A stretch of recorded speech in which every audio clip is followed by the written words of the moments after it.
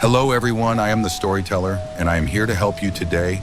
I know you use this video to fall asleep, so before that, like the video and subscribe to the channel.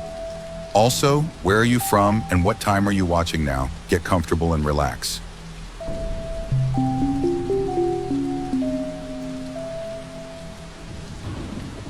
The Crossbow Killer of Lake Adabat. The summer before heading off to college, my friend Camden and I were celebrating our last summer together.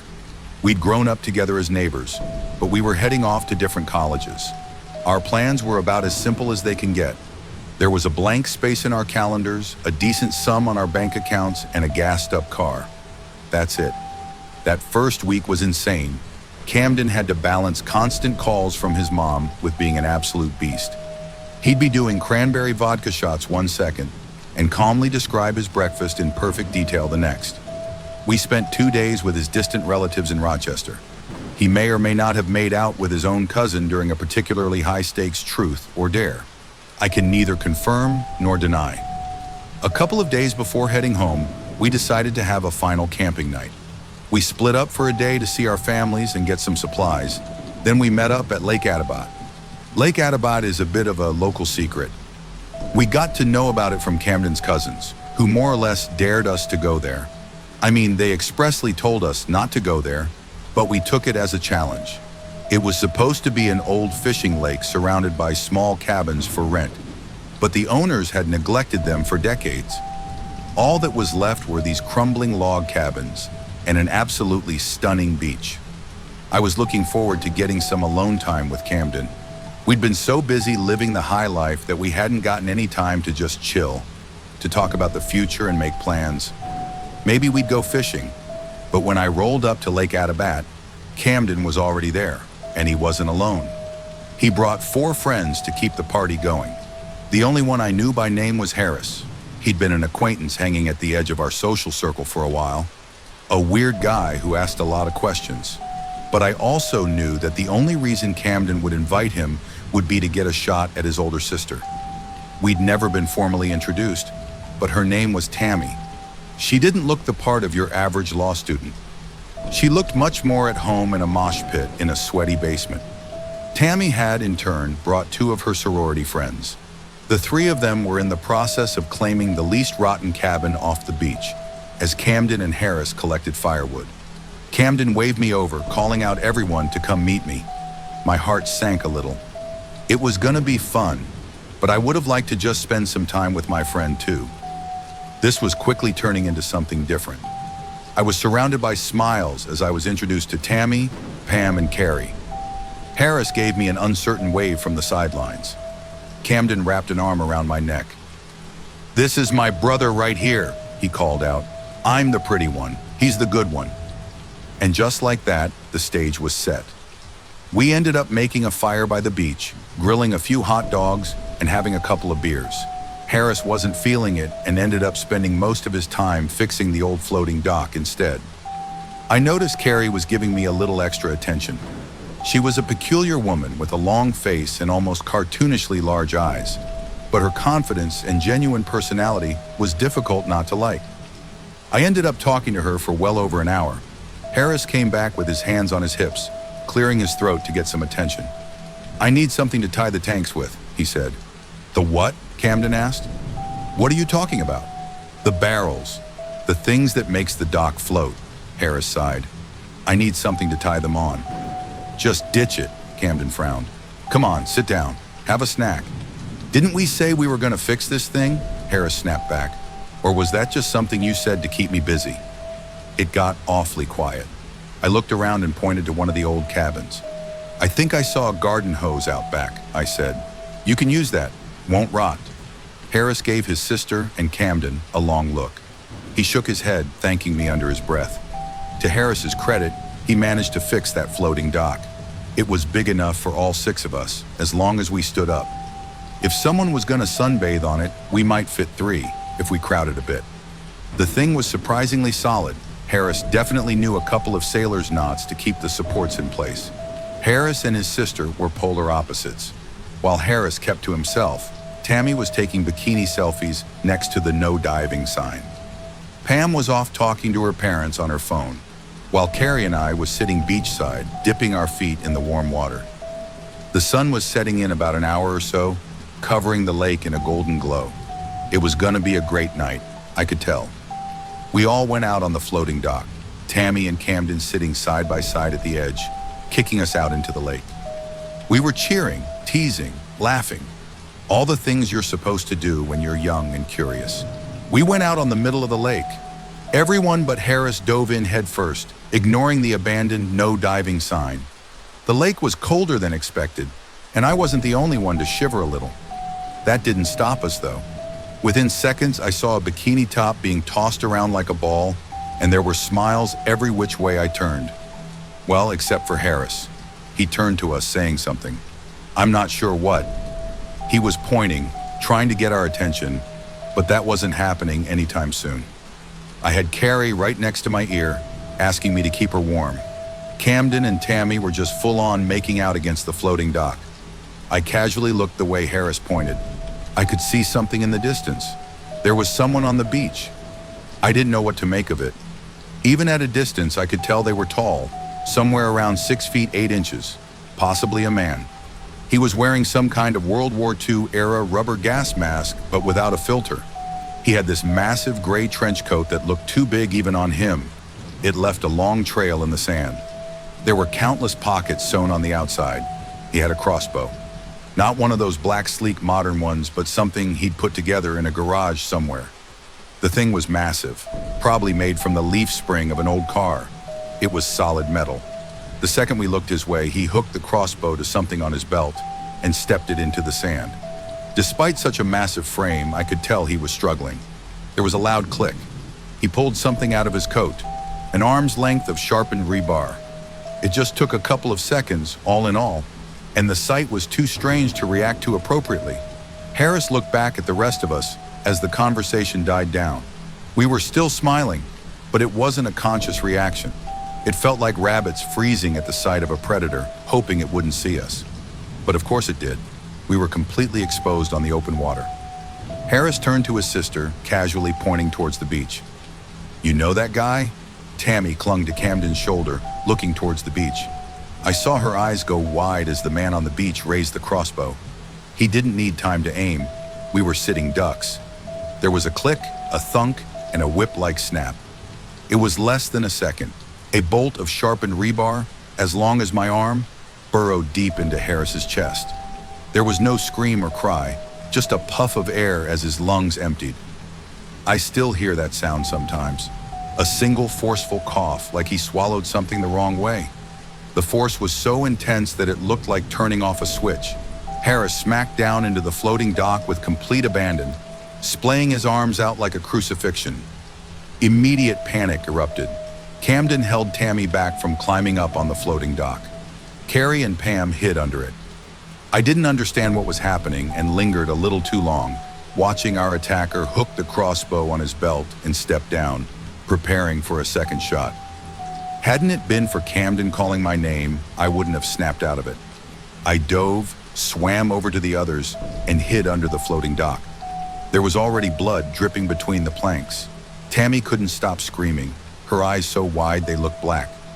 The shouting was so loud and constant that it just blended into a mix, making it sound like nothing at all. This was just what the world was like now. Panicked, open mouths, screaming at everyone for answers.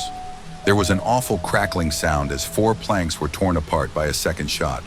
The force rippled through the air, and I could feel it even at a distance. We all hid under the dock, keeping our heads down and trying to show as little of ourselves as possible. But seconds later, I heard him firing again. Another couple planks exploded into tattered fibers, the whole funneling Harris's blood right down on us, mixing the smell of wet wood with sickening volumes of blood. Everyone was talking and screaming over one another. Carrie was screaming at us to dive, while Pam was telling us to split up. We didn't do either. Instead, I watched through the gaps in the dock how the man reloaded again and got down on his knees. He was planning something. He was shooting at an angle, trying to get the bolt to skip across the surface. It worked. There was this approaching thoo-thoo-thoo-thoo noise heading straight for us. I could see the ripples on the lake where the bolt had touched down. It was dark under the dock, but I could hear the shot slamming into the back of Pam's cranium. The water got warm as life left her. Tammy tried to get away, but Camden was holding her back. If she swam out from under the dock, she'd be an easy target. Instead, we hid behind the supports. These large white air tanks made of hardened plastic with little blue sunflower logos on the side. Another shot rippled across the water. Tu. It smashed through the dock, effectively ripping it in half as the last planks shattered. Some of the supports came loose, but me and Carrie clung to them like life vests. "They're not hard enough," Camden screamed, holding Tammy close. "We gotta do something." "What?" Carrie screamed back. "What the fuck are we supposed to do?" Tu. Another shot. This one crashed into the side of the support I was holding onto, ripping it out of my arms. It snapped my shoulder so bad that I got a bruise. It was such massive force, like a battering ram. I was fine, but left exposed. I got a clear view of him hooking the crossbow to his belt again and stepping down on the crossbow, already preparing another bolt from his jacket. I waved at Camden, showing I was okay. Then I dove. The support I'd been hiding behind was intact but had drifted off about 10 feet. I could make it. Diving down, the water was surprisingly clear. I could almost see all the way to the bottom. There was more debris than I anticipated. Things blown out from the beach and claimed by the lake. A ruined rowboat, an old tarp, the remains of a parasol. The screaming was just a faint murmur. I saw their feet kicking wildly. Looking over at Kari, her feet had stopped kicking, and the water was turning red. The screams got louder, but not from her. I came up behind the white air tank I'd been clinging to. Tammy wasn't even making sense at this point. It was just an animalistic screeching. Camden looked like a fish out of water, his mouth wide open. The floating dock was broken in two, but the pieces were still held up by the remaining supports. It was a little easier to hide behind, but it was just a matter of time before this whole thing would sink. I dove down again. At first it was to get away from a potential shot, but I had an idea. I swam down and grabbed the tarp and the old parasol. It was just a couple of aluminum poles at this point. Coming back up, I held the tarp over myself like a makeshift tent, using one of the poles at an angle.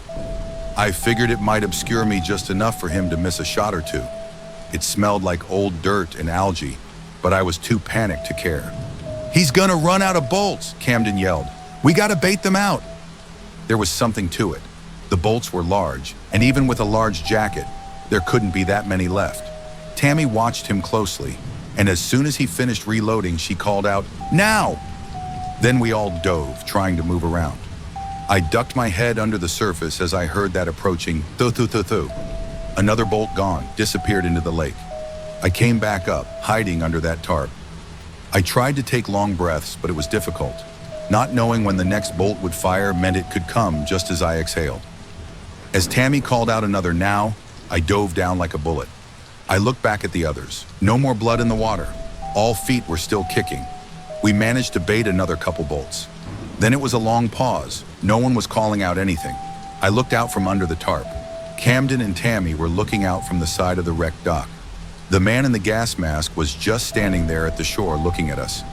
He seemed to have one more bolt at the ready, but was reluctant to fire. Maybe he wanted to align that perfect shot. "He's waiting for us to get out," Camden said. "He can't keep guessing. He needs a clear shot." Tammy just stared at him. She couldn't look away.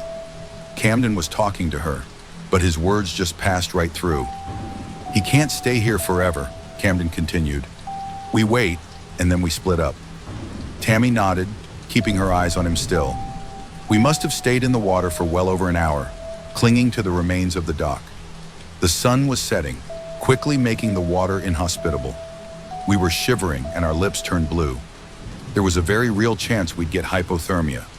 My hands were cramped into claws from holding onto the air tank too hard. I could barely feel my feet. He wasn't leaving. He was standing in that exact same spot, waiting to load his crossbow. The bolt dangled from his hand. Camden's jaw was chattering. He was worse off than me and Tammy. I was getting worried he might lose consciousness if we didn't act soon. It was getting darker, so it would be harder to as us. It was now or never. We had to try. We decided to go on the count of 3. Tammy counted us down. 3, 2, 1. We all got out of cover. Tammy called out, "Now," and I dove. The final bolt sailed right past us. Thoo, thoo, thoo, thoo. We were in the clear. I popped my head up to see the others heading straight for the shore. The man was just standing there, trying to figure out his next move. We were halfway to the shore when I saw him put his hand down his other jacket pocket. He pulled out another bolt. It was a trick. He'd faked running out. Camden called on us to scatter. Tammy told us to keep going for the shore. I begged them to get to cover. Our voices intermingled into a yelling mess as I saw him step down on the crossbow and load another bolt. He took aim at us. "Now!" Tammy called out. "Fucking now!" We all dove, but we were out of breath. A couple of seconds passed, and as I broke through the surface, I heard that familiar thumping. Doot, doot, doot, doot. Except now, it connected to something with a sickening crunch. I hid behind one of the air tanks, and I could see someone else do the same in the distance. I couldn't see who it was. The lake got eerily quiet, leaving only the echo of birdsong. I was colder than I thought. I hadn't noticed my teeth chattering. I clung to the side of that air tank, letting my legs rest. I had to break the silence. "Camden?" I called out. "Yeah," he responded. His voice was weak, his throat raw. It barely sounded like him anymore. I could almost hear his breathing, even from a distance. "Tammy?" he called out. "Tammy, are you?"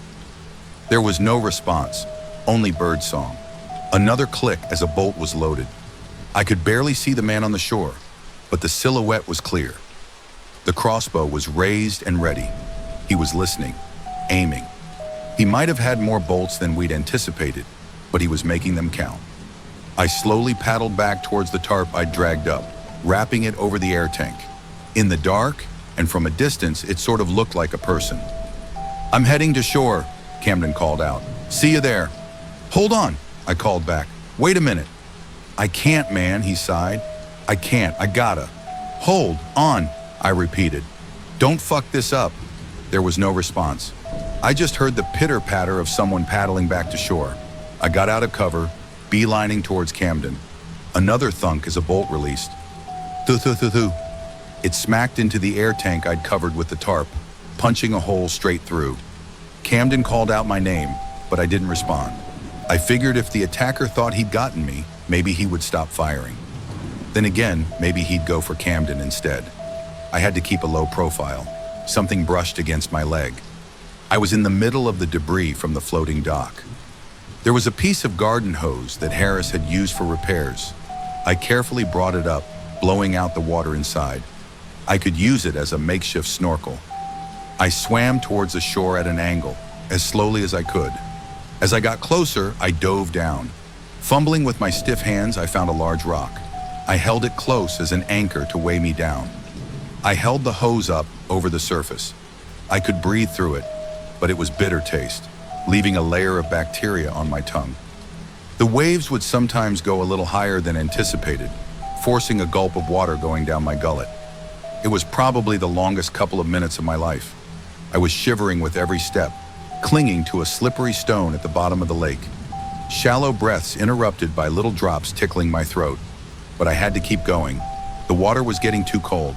Soon enough, my head was just below the surface.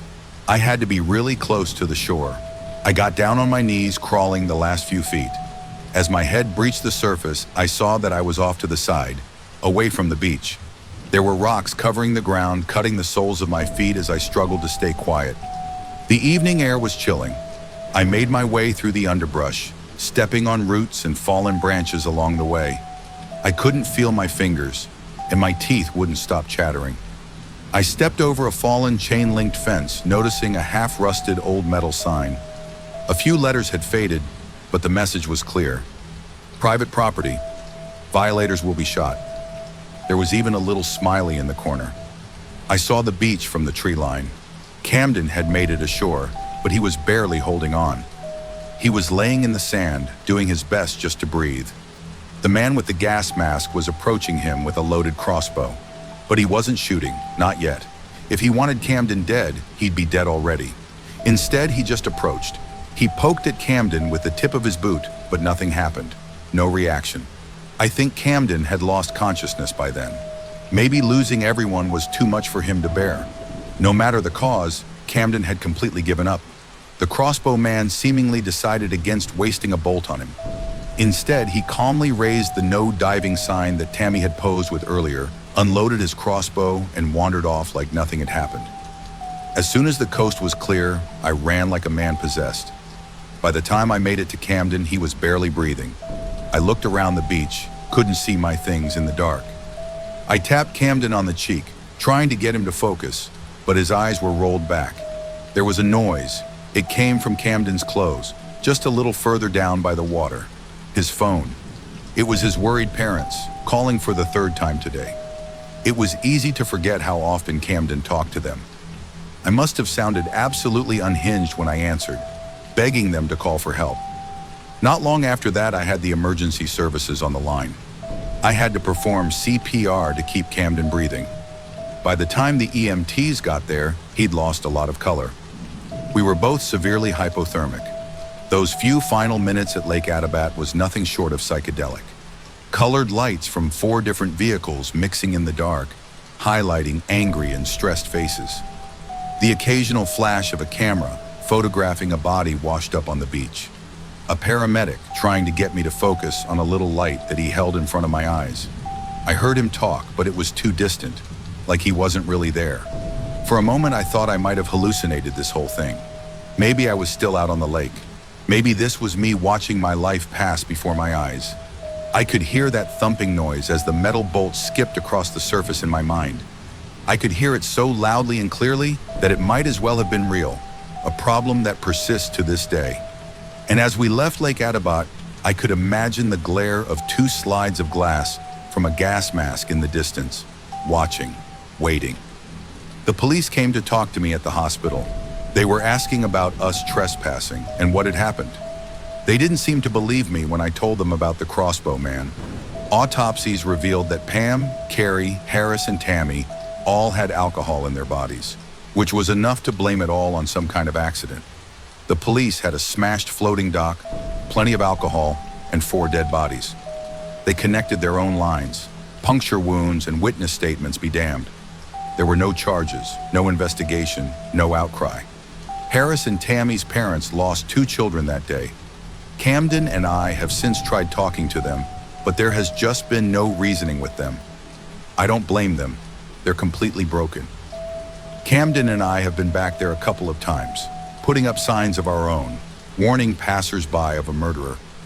I was back there last year, and someone had taken the sign down. The no diving sign was as visible as ever, though. That last summer at Lake Attabat was the worst thing I've ever experienced. Just seeing a body of water can make my teeth chatter nowadays. It's like my blood remembers before my mind does. I'm thankful that I can still talk to Camden about it. I think he's taken it worse than me. He's much quieter nowadays, and he rarely goes outside. We're the only ones who really know, and the only ones who truly believe. We're tried to tell others, but they think we're making this up. It sounds much better to have a crossbow-wielding lunatic than people drowning from alcohol poisoning and a failing floating dock, and people believe what they want. There are accidents all the time. People go missing all the time, but sometimes the answer is right there, and no one is asking the questions.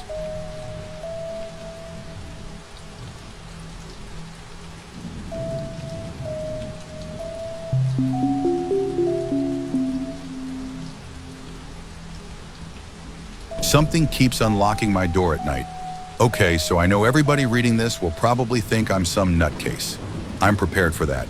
I just wanted to share this story in case anyone else has experienced anything similar. It all began 2 months ago. I had recently moved to British Columbia from Washington State for a new work opportunity. I had been interested in Canada and was still relatively close to my friends and family, so I took the role and moved to a city called Kelowna. Nature had always appealed to me, and I was excited to move to a place where I could be surrounded by the beautiful scenery of the Okanagan Valley. I'm a pretty anxious guy and thought this move to a calmer, more scenic location would help me with that. Unfortunately, what didn't help my anxiety was the difficulty in finding a place to rent. But after a few weeks, I managed to find a place with a great mountain view and a beautiful park within walking distance. While I was correct that the scenery did improve my mood immensely, I'll admit the neighborhood creeped me out a lot. This should have been my first sign to turn tail and get out. The neighborhood was gorgeous landscape-wise, surrounded by beautiful mountains, but still felt ominous at the same time. The residents seemed much older, and by their reactions to my moving truck, not very happy about my being there. Almost all of the houses, except for mine, seemed run down. Lawns were overgrown, paint was peeling. All the windows seemed to have blinds for curtains. Now and then, I would see someone peering out from their blinds, but no one ever came to greet me. Still, it didn't get to me too much since the house I was moving to was newly renovated and the rent was much lower than others on the market. I felt like I got a deal. I settled in, and the first 3 weeks were fine, but still there were constant red flags. Each night when I took out the trash, I would see some of my neighbors sitting out on the porch at 10 p.m., drinking. I didn't find this too out of the ordinary, but it always seemed like whenever I would show up, they would instantly stop talking and start looking at me, as if they were talking about me. I know that seems really self-centered, but what would you think if every time you showed up, people stopped talking and started staring? I chose to ignore it. It first happened on the 4th week after I had moved. I had just come back from work, tired and hungry. I made some TV dinner and decided maybe it was time I got to sleep early for once. I turned off the lights and promptly went upstairs.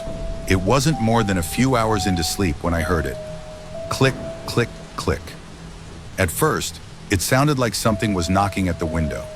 I wasn't fully awake, but the noise was getting louder. I thought it was coming from outside. Maybe a raccoon was jumping on the roof. But then my heart sank as I slowly came to the realization. It was my doorknob. Someone was trying to get in. It almost felt like my mind was read though, because as soon as I realized this, it stopped. I was paralyzed with fear that whoever did that might come back. After a while, I mustered up the courage to rush out and turn on the lights. I yanked open the door, but obviously no one was there. I turned on all the lights in the house and went to check the door, but it had been locked the whole time. The windows were all closed and locked as well. I felt my stomach drop. There had to have been some squatter from previous years still living in the house. I barricaded my door and tried to go to sleep. I woke up early the next day and started scouring the entire house. And I mean inch by inch. When I was done, I started checking the walls to see if there were any cracks or hidden entrances. None. I was doubting myself at that point. Maybe I had dreamt it, or maybe it was some weird version of sleep paralysis. Obviously, I wasn't fully awake at the time, and I'd had wacky dreams before. But maybe this was just one of them, or maybe the door just does that sometimes.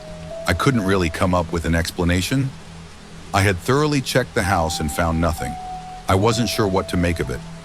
I tried to move on, but due to paranoia and a mix of fear, I decided to set up a lock in my room so it could be locked from the inside. Things went back to normal, and I didn't notice anything strange for a bit. That was until I noticed that for some reason, in the morning, the door to my room would be unlocked. At first, I thought maybe I had forgotten to lock it, so the next night I made sure to actually lock it. I woke up the next morning and, lo and behold, it was unlocked. Now I knew something was going on. No more doubts. I decided then I would stay up and confront whoever this squatter was, or at least find out what was going on with my door. I bought some energy drinks and got ready. I turned off all the lights, drank my energy drinks, and locked the doors to get ready for the long night. Time crawled by as I kept watch, trying to pass the time, but every minute felt like 1,000. Time was moving so slowly that it felt like morning would never come.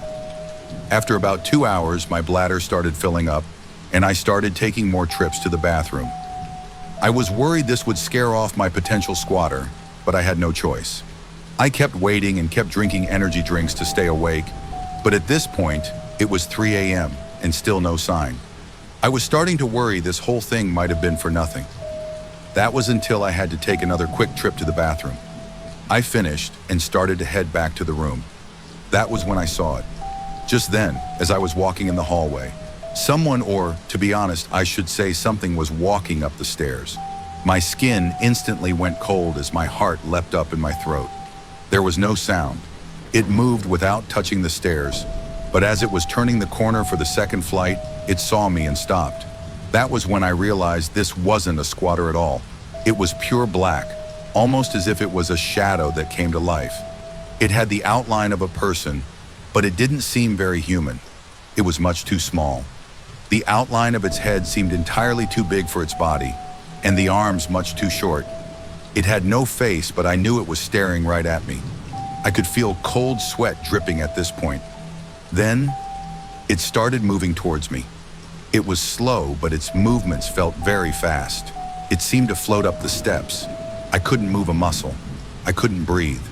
My body refused to respond.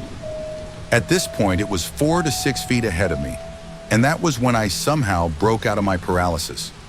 I quickly turned on the light in the hallway, but inadvertently blinded myself for a second as my eyes took a moment to adjust. But just when I was able to see again, it was gone. I knew I wasn't going crazy. I knew what I saw. I bolted downstairs, turned on all the lights, and started looking around the house. Then I rushed outside to see if I could find anything. Nothing. But I spotted something else. It wasn't clear at first since it was still dark, but the street lamps illuminated just enough to spot something that brought back that terrible feeling I had just felt. I saw someone peering out from the blinds. I thought it was just one of my neighbors, but as I looked around, I spotted 1, 2, 3, 4. Almost the entire neighborhood was watching me at 4 a.m., stumbling outside. And I knew it wasn't because of any noise, because I made absolutely none while looking outside. All I did was open the door and come out. It was almost as if they had been awake too, expecting me to come outside. Why else would almost the entire neighborhood be awake at 4 a.m. watching me? I walked in the middle of the street looking directly at them as they watched me, but no one took a step back. They just kept watching. And the way they were looking at me wasn't just out of neighborly curiosity. It was different. It was like they were privy to something I didn't know. Like I said, I can be somewhat prone to anxiety and paranoia, but even I could tell that there was something else going on here. I went back inside, locked the doors, and just stayed in the living room for the remainder of the night with all the lights on until the sun came up. The next day, I got all my belongings, put them in a suitcase, and started renting a hotel. I didn't care how many months were left on my lease or how much it would cost to break it. I just left.